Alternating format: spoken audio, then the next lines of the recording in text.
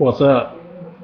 Today we're going to do a review of a Marvel Universe figure, and the figure is going to be the She-Hulk, Marvel Universe She-Hulk. So obviously I've got the packaging here, so we're going to start out with the packaging. On the card here, you can see they did a really good job with the details on the graphics here on the card. On the back, you can see that you've got Scarlet Witch, Future Foundation Spider-Man, and you got the Punisher. I saw the Punisher in the store. I didn't pick him up. I wasn't really feeling him too much. On his ankle, the one that you can't see, there's a knife that's attached to the boot, and it's like curved like this in onto his foot. And I mean, for the most part, it's okay. I think they used a new mold for him and everything, which is great. But I didn't really need another Punisher, so needless to say, I didn't pick him up. And then here, you can see you got a new character besides Deadpool on there, just telling you to collect them all. I do have the Scarlet Witch, and I'll review her later. But moving on with She-Hulk. Yeah. I'm not sure what I did with the little comic card that comes inside of it, but that's okay. It's really mainly about the figure that I'm wanting to review. I'm not sure if I've said this or not in the last video, but this is definitely one of my top 10. I don't know if it's the mold, the paint, the sculpt on her face, or what, but let's just start out with the overall look. And here you can see her face, kind of just like a little side profile.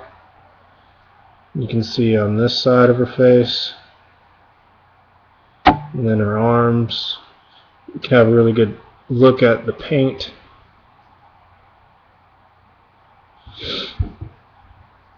I mean, it's just clean all around. Look at that She-Hulk butt, right? And then you've got her boots. There's a couple things that I could live without. One, on this figure, if you get it underneath the neck, that little joint right there, they didn't paint it. It's white. So hopefully they can go back in and correct that and paint that little notch that's underneath her neck there that is white. Because it kind of stands out. If her head is looking up, you can kind of see it under there, which that bothers me a little bit, but it's not a deal breaker. As far as her articulation goes on her head, she can look down a little bit, but her hair kind of gets in the way, which, by the way, her hair is like a real soft rubbery type plastic, which is awesome. Her head does do a full 360 if you want it to. On the arms here, you can see that she's got the bicep swivel. She's got the little ball joint here. She has double jointed elbows, which I think this is the first female figure with double jointed elbows. So needless to say, that's pretty cool. Her wrist rotates. I don't know if you can see that or not, but her wrist rotates. Now her wrist doesn't flex or anything else.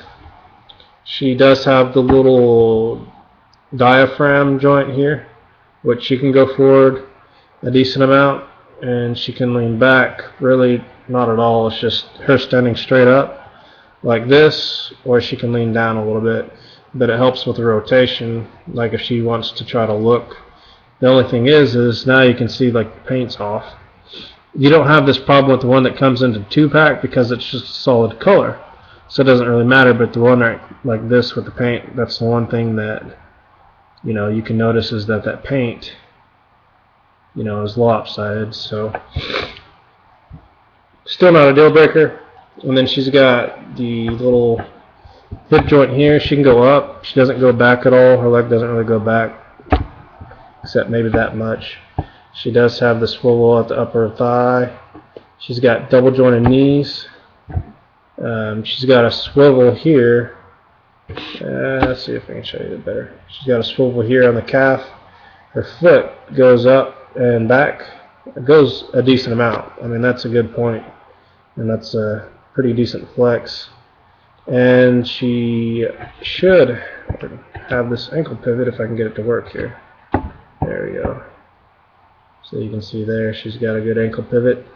The only thing about the ankle pivot is it doesn't go inward, it only goes outward, or at least maybe I just can't get mine to go out, not really as much. So it's not perfect, but I will say that in general I'm very pleased with this new figure, this new mold, and it's going to be really interesting to see what other characters they come up with for her. Is she a must-get? Absolutely. This is a must-get if you're a Marvel Universe collector. I don't care if you don't like Hulk or not. This is a great mold. It's a great figure. She doesn't really come with any accessories or anything, but it's She-Hulk. You know, she just uses her bare hands. You know, if you have any Hulk figures, you know, this is going to go great. Compared to the 2-pack, I don't have it here to let you see it, but this is, to me, it just looks better than the 2-pack version of her. So if you're going to get a version of this figure of She-Hulk, this is the one to get. Like I said, it's not perfect. If I had to give it a grade, I'd probably give it like an 8.5 out of 10, just because her paint is crispy clean. The mold is brand new. They did a really good job on the detail of her face even, and her eyes. I mean, you can even see on her lips. I don't know if it's going to focus or not, but when you get it, she's got like a shimmer to her lips, like makeup. But that's my review of She-Hulk. So anybody out there that doesn't have this figure, it's a must-have, and the great thing is that she comes 2 per pack.